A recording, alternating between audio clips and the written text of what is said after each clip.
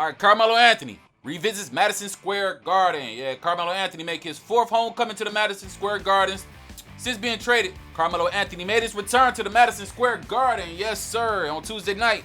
And he represented in a different color scheme, though, the Los Angeles Lakers, where Anthony currently calls his home, New York. He traveled to battle the Knicks and returned, with a nice little standing ovation, man. It was a good thing to see. The fans were on their feet, saluting that boy, man. He played with them from 2010 to 2017.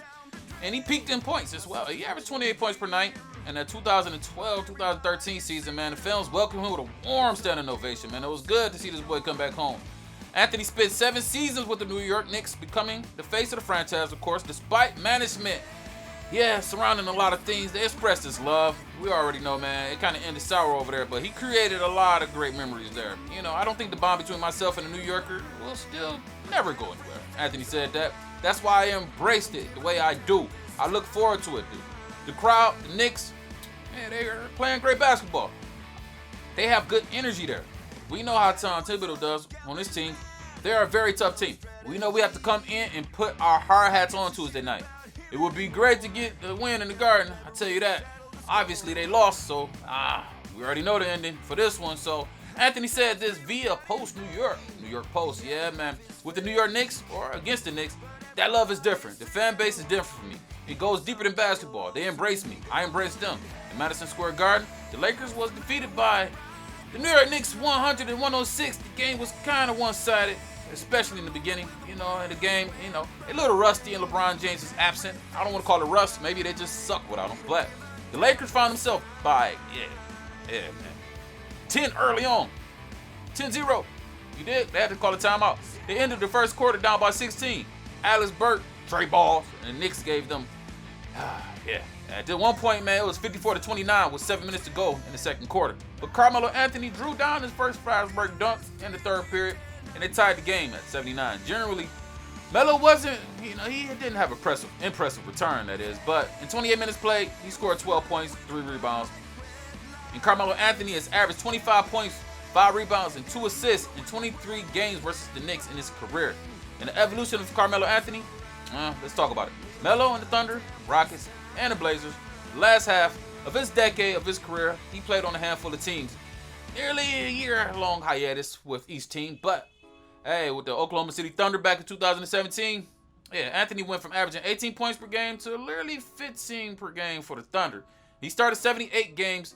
He played in the regular season game, and he appeared in 6 during Oklahoma City's first round loss to the Utah Jazz. He struggled in the postseason a lot, man, averaging 11 points, 21% from the 3. And this, of course, was kind of the downfall at that period, man, where the league started kind of blackballing my boy. So the OKC experiment didn't last long. Following a trade to the Atlanta Hawks, and they waived him. Yes, sir, he didn't last long there, experiment. And then he made his way to Houston with the big 3. Chris Paul and the Beard. And that only lasted for 10 games, and he came off of the bench, and the Rockets got rid of him. Eventually, he was traded to the Chicago Bulls and waived without playing a game. Yikes. Yes, sir. And then he got picked up by the Portland Trail Blazers at the start of the 2019-2020 season, and he signed with them, and he played with the Stars, Damian Lillard, CJ McCollum. That was an endorsing move for him, man. It was good to see him come back. Anthony started in 58 games in his first season with the Trail Blazers and proved that he could perform in the clutch moments, hitting key late game jumpers, seeding around, in Florida, around in the bubble. Y'all remember the bubble, yeah. He was great, Boeheim said. That's his old coach. I mean, he go out 8 minutes without taking a shot or in the team, you might not get a shot. Then you might make 2. And to their credit, they will go down the stretch, and he will end up making a 3 at the end of the game. And that's tough for a guy like him, Anthony played one more season with Portland and came off of the bench in 66 of 69 games, And in Portland, even though Portland lost to the Denver Nuggets in the first round of the playoffs in 6, Anthony fared better, as a reserve. Much better than he did with Oklahoma City as a reserve guy, averaging 12 points, 23 minutes while shooting 37 from the 3.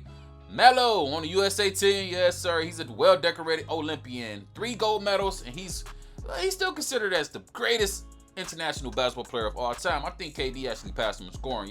He's number 3 scorer in the league. And Kobe Bryant was number 4.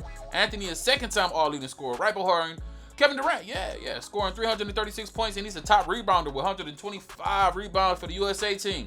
The most in NBA, well, the men's basketball league, history for the USA team. That's a milestone for this boy.